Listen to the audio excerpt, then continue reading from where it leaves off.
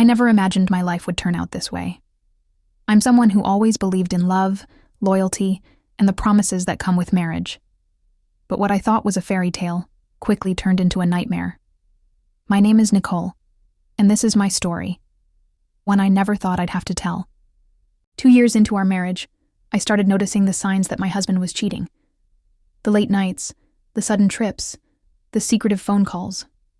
Every time I confronted him, he denied it. He reassured me that I was the only one, that I had nothing to worry about. But the truth was hard to ignore, especially when I caught him red-handed, on our own bed, with another woman. He begged me to forgive him, cried, and promised he would change.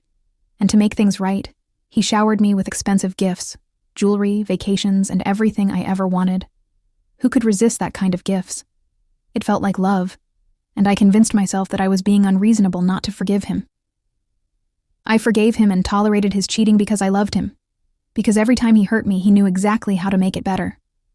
The expensive gifts, the lavish vacations, the way he held me, and told me I was the only one that mattered.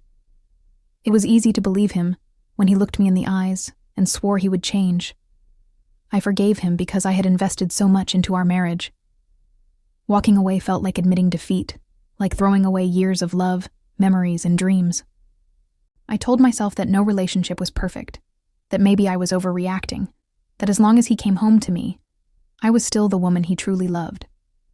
I forgave him because my own mother told me to. She said, "As long as he provides for me and comes home to me, that's what matters. Men will always be men. At least he's not beating me. No marriage is perfect. Other women have it worse."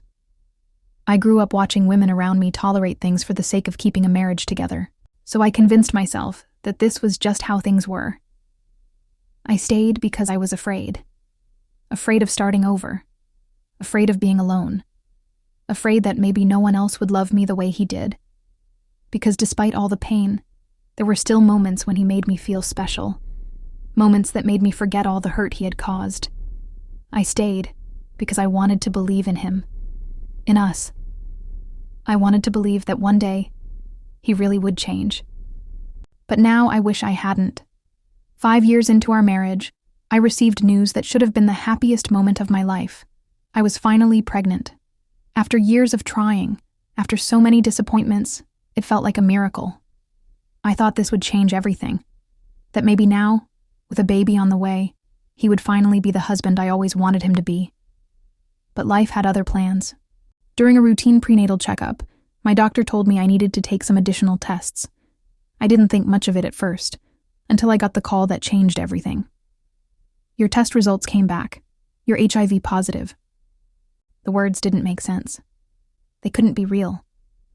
I had only ever been with one man, my husband. I turned to him, hoping for reassurance, for some kind of explanation. But for the first time I saw it. The guilt in his eyes, the way he avoided my gaze. Because of his choices, my life and my baby's life was at risk. The doctor warned me that my child could be born with the virus, that the pregnancy I had prayed for, fought for, could bring my baby into a world already burdened with the consequences of his father's betrayal. I couldn't stop crying. The man I loved, the man I had forgiven over and over again, had done the unthinkable. I started taking antiretroviral medication to manage the virus. Each pill a reminder of what I was now living with. My husband tried to apologize, but what was left to say?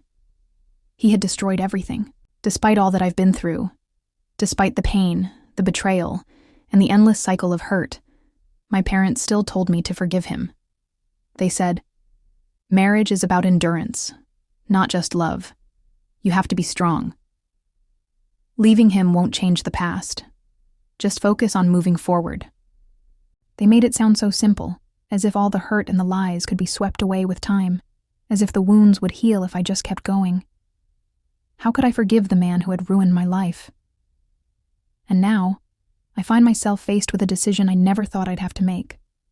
Do I keep this baby, knowing they might grow up facing the same stigma and pain I now carry, inheriting not only the virus but the scars of my choices?